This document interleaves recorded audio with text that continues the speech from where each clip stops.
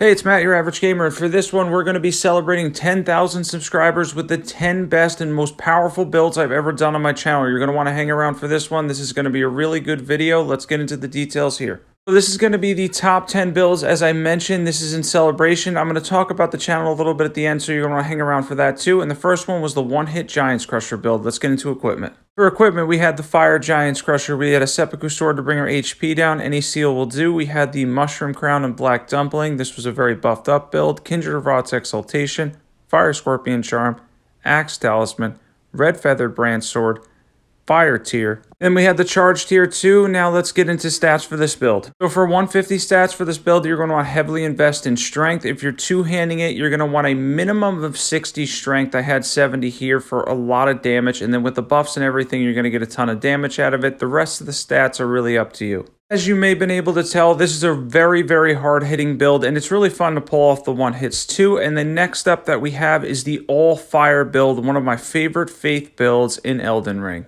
And for the all-fire build, we used all sorts of different things. We ended up using the magma blades as our main weapons, and then we're able to throw in some different incantations like Giant's Flame, Take Thee, and Burno Flame for massive fire damage. Let's get into equipment for this build.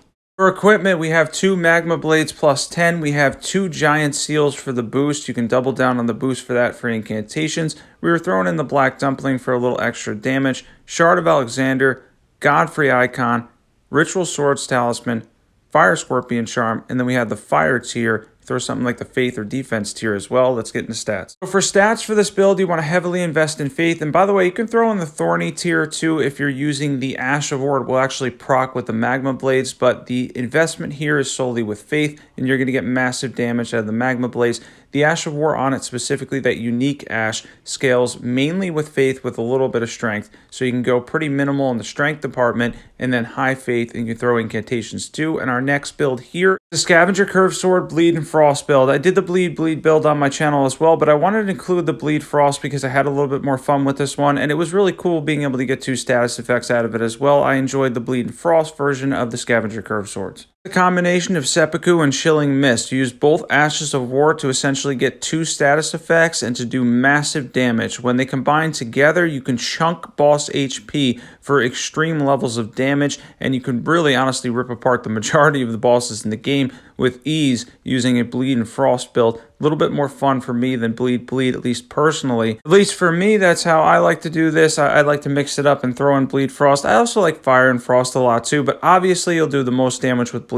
I have that build on my channel as well, and let's get into equipment for this one. For equipment, we have 1 Scavenger Curve Sword with Seppuku. We have another Scavenger Curve Sword with Chilling Mist. We have the White Mask and Raptor's Black Feathers. We have the Rotten Winged Sword Insignia, Lord of Blood's Exaltation, Millicent's Prosthesis, Claw Talisman, and then we have the Thorny tier, and you can throw something in like the Faith tier to do additional buffs as well. Let's get into stats. For stats, this is mainly going to be an arcane focus build with a secondary and a little bit of dex for some damage, but we're generally speaking not going to invest too much in intelligence because Chilling Mist gives you that extra frost coat that will make up for that, so you don't have to worry too much about the actual frost amount because you're going to be doing massive frost damage and bleed damage with this combination build. These are solid 150 stats. Next one up is Moghwyn Sacred Spear, another personal favorite build. It does significant amounts of fire damage and bleed. You're able to proc very quickly with this while also getting the fire damage in. This is definitely a top tier weapon. If you haven't used this,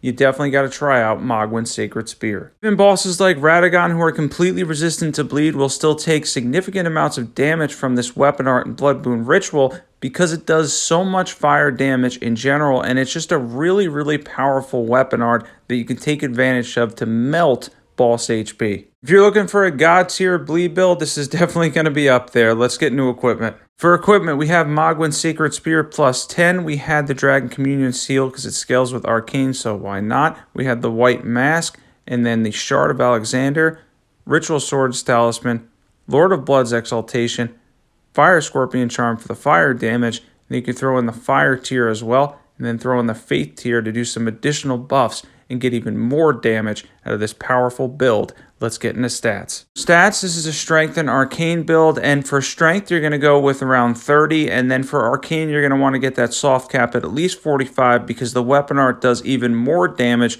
when you invest more with arcane. Definitely leans more towards arcane on the weapon art, at least from my experience. And with these stats, you'll be well-rounded at 150. By the way, if you're not subbed, definitely be sure to hit that sub button because next up we got another good one, and that's Ancient Dragon Lightning Strike, a really powerful build around ADLS that can one-shot the majority of bosses in Elden Ring. So for this build, you're pretty much going to be able to one-shot most things, and there's only one thing that I changed on it. I'll talk about it in the equipment, but overall, this is an incredibly powerful one that does insane levels of damage to the majority of bosses. You're going to have no trouble taking them down with ease. Let's get into equipment. For equipment, we have the Gravelstone Seal. If you're at 150, it's a great seal to use. Seppuku Sword to bring our HP down. Jellyfish Shield. We have the Black Dumpling and Mushroom Crown. This was a heavy buffing build. We're using the Phlox Canvas Talisman instead of the Godfrey Icon now. Lightning Scorpion Charm. Red Feathered Branch Sword.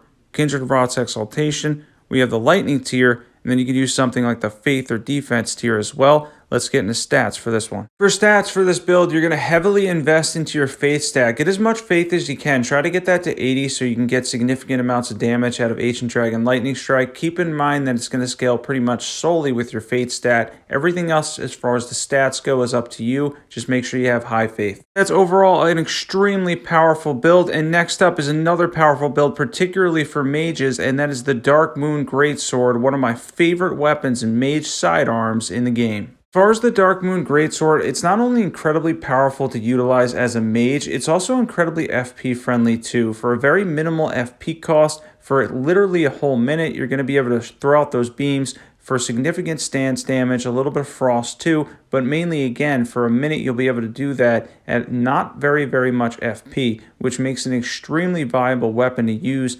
specifically as I mentioned for mages. It's also a great weapon in general, but it is a fantastic sidearm for a mage. Meaning if you're a mage or whether you're not a mage, you should be trying this weapon out. If this is one that you haven't tried out, this is one you're going to absolutely have a blast with. You're going to have a really fun time with this weapon. It is very good. It's very viable for almost all situations in the game too. Having that added frost damage and stance damage, it's a really good one. Let's get into equipment. For equipment, we have the Darkmoon Greatsword plus 10. Any seal, we have Lucett's Staff. We had the Spellblade set on mainly with the jar. The Spellblade set will boost this Ash of War because it's a magic Ash of War. Dragon Crest, Godfrey Icon, Shard of Alexander, Magic Scorpion Charm, and then you're going to want the Magic tier. Then you can use something like the Stance Breaking tier or Faith tier for some buffs. Let's get into stats. Now, this is, I think, one of two builds that in here. One of 2 or 3 that I did on a level 200 character. But mainly speaking for this build, particularly if you're at 150, you're just going to want to get at least 60 intelligence and then the minimum strength on the weapon because that Ash is going to scale primarily with intelligence. No doubt something you're going to want to use as a mage, and it's a really fun weapon to use too, so it's definitely something you're going to want to try out. And next up, we have Black Flame Tornado, a really powerful fire and faith build. One of my favorites. Let's get into this one and talk about the damage here. This is a really great build. So this is going to be one where you're really going to be able to enjoy the amount of percentage damage you get on it. It really works well for regular NPC invaders and enemies too. And then as far as bosses, obviously everybody knows this is very effective against bosses. It doesn't have the most hyper armor in the world. The only downside is the lack of hyper armor. But in the end, when you're doing this much damage, if you're able to pull it off even once or twice, the damage you're going to get out of it is absolutely insane. Let's get into equipment for this awesome build. For equipment, we have the Grave Scythe in Flame Art to take advantage of the Faith stat. We have dual Godslayer seals for the boost if you're throwing in incantations. We have the Black Flame Monk set on, Dragon Crest Great Shield, Fire Scorpion Charm, Shard of Alexander, Ritual Swords Talisman, and then we have the Fire tier. You can throw something in like the Faith tier for even more damage. Or you could use the Defense tier because, again, this is a build where you may trade once or twice trying to pull it off, especially if you want to charge it. It's not chargeable by the Godfrey Icon, by the way, but fully charging it will do more damage in general. Let's get into stats. For stats, we went heavily invested in Faith because this Ash scales primarily, I think almost all, if not all, with your Faith stat. Again, I also recommend flame art on the weapon to take advantage of that faith stats. You're going to have high faith anyway, and everything else as far as stats go is really up to you. This is a very, very powerful build that does a lot of percentage and fire damage. Next up, speaking of fire damage, is one of the most broken weapons in the entire game of Elden Ring, and that is the Blasphemous Blade. We buffed this up recently, but it doesn't need to be buffed up like crazy. It can still work very, very well. It's incredibly powerful and heals you and does insane levels of fire damage. This is an absolute amazing weapon in Elden Ring, something that if you're ever having a hard time, you can always go back to using the Blasphemous Blade because it's that good. It's super reliable, and the fact that you can heal upon its ash consistently too makes it very, very powerful. Let's get into equipment. For equipment for this build, we have the Blasphemous Blade plus 10, we had the Giant Seal, we had the Black Dumpling we were using for a little extra damage with the Mushroom Crown. We were buffing this a lot. Ritual Swords, Talisman, Shard of Alexander, we had the Kindred of Marais Executioner because we're buffing it up, Fire Scorpion Charm, and then we have the Fire tier obviously as well. You can throw in something like the Faith tier or Defense tier. As far as stats go, we're going to be looking at mainly going with your Faith because the Ash of War scales, I think, again, all with Faith, much like Black Flame Tornado, so you're going to take advantage of that Faith stat and then kind of go minimum as far as strength goes, unless you're actually physically hitting with the weapon. If you're using the Ash, though, go minimum strength, high Faith, and the rest of the stats are up to you. Next up, what I consider one of the most powerful, if not the most powerful build in Elden Ring itself is Knight Comet, an extremely high damage mage build that can hit at a distance, that can be buffed like crazy, and the majority of enemy and bosses can't avoid it or see it coming. And if you're a mage, this has a high damage cap. This has one of the highest damage caps in the game as far as spells go. It's something that once you get that 60% damage boost from 2 Staves of Lost and everything starts to stack in that multiplicative way, you're going to be adding up to damage numbers that are just absurd how much you're going to be able to do, and you'll be able to shred boss HP in a matter of seconds. Knight Comet is actually so good that much like a lot of the jump attack bleed builds, I've had feedback where people tell me after a while they get bored, but if you get stuck, this should be your go-to. This is something you can go to that you can do crazy amounts of damage with, that's incredibly reliable as a mage, and you're not stuck standing still like Comet Azure either. This is a great spell. Let's get into equipment. For equipment, we have 2 Staves of Loss. I had the Wing of Astal as a sidearm. Any seal will do. The Jellyfish Shield. We had the Black Dumpling and Spellblade set on for any magic Ashes of War. Graven Mask Talisman, Ritual Swords Talisman,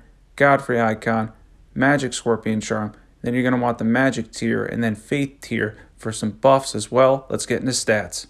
Stats, you're going to want to heavily invest in intelligence in this build because that's where you're going to get all of your damage from Knight Comet is from your intelligence stat, so you're going to want to get that as high as possible. If you're doing this at 150, I recommend at least 60 intelligence and then 23 faith. You have 33 with the faith tier, so you can do all your buffs too.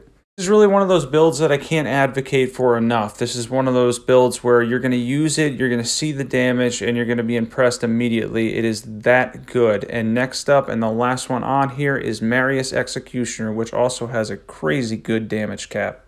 Marais Executioner is incredibly powerful. It's a strength arcane build, and you can make really good use of its Ash of War, which does an incredible amount of successive attacks that it builds up pretty much immediately, adding up to incredible amounts of damage that can just destroy bosses so easily and can be charged too. Marais Executioner is incredibly powerful. The majority of this footage, by the way, is on New Game Plus 7. I mainly play on New Game Plus 7 at this point, and it goes to show the strength of these builds, how truly strong they are. This is one of, I think, 3 in the video that was done at level 200. But if you're going to do it at 150, I'll explain the stats as we go further on here. This is one that can completely destroy bosses. Much so that we're not even going to worry much about Radahn here as he goes down incredibly quickly from, again, another very, very, very powerful Ash of War. And let's get into equipment for this one. For equipment, we have Marais Executioner plus 10. Any seal will do. We have the Black Dumpling and Mushroom Crown. We were buffing this a lot. We have the Rotten Wing Sword Insignia. Godfrey Icon will boost this when it's charged. Kindred of Marais Exaltation.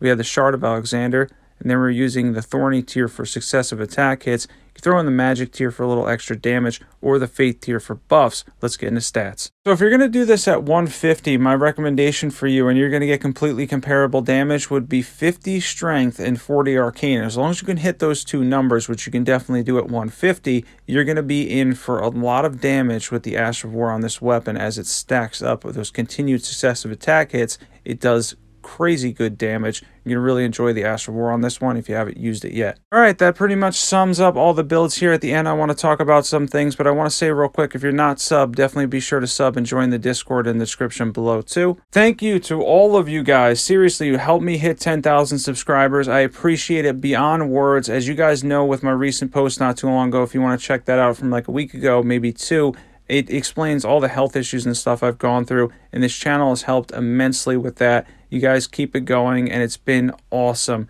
Thank you for helping me hit 10,000. Here's to the next 10,000 in the future of this channel. I cannot wait. Not sub, definitely be sure to sub. Check out all the awesome builds that are on my channel. Thanks for watching, and as always, I will catch you guys there.